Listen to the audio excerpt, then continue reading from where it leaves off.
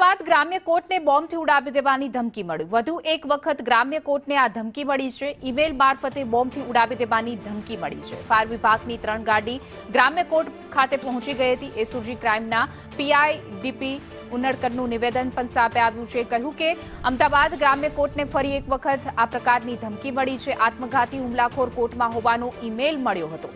બપોરે 1:45 સુધી આત્મઘાતી હુમલોનો ઈમેલ મળ્યો હતો। કોર્ટમાંથી કંઈ શંકાસ્પદ મળી આવ્યું નથી।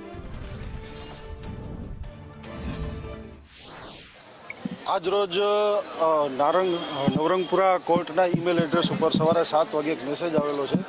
આ મેસેજ મુજબ બોમ્બ બ્લાસ્ટની એક ધમકી આપવામાં આવેલી છે।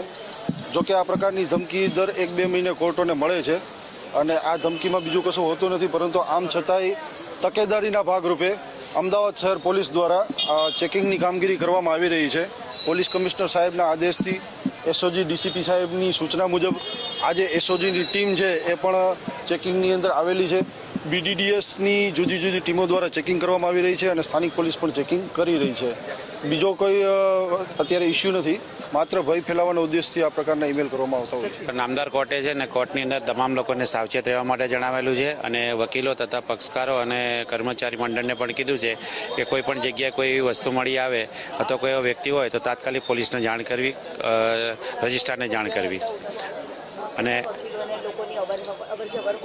એવી રીતે લગભગ 3,000 જેટલા વકીલોની અવરજવર છે, સાથે પક્ષકારો પણ 3,000 થી 4,000 જેટલાની અવરજવર છે હાલમાં રોજની। આ પ્રકારના કોલ કે મેસેજીસ આવે ત્યારે લોકો કેટલા પેનિક થઈ જતા હોય છે? સાવધાની રાખતા જ હોય છે અને દરેક પોતાને સાવચેતી પ્રમાણે ચાલતા હોય છે દરેક વ્યક્તિઓ।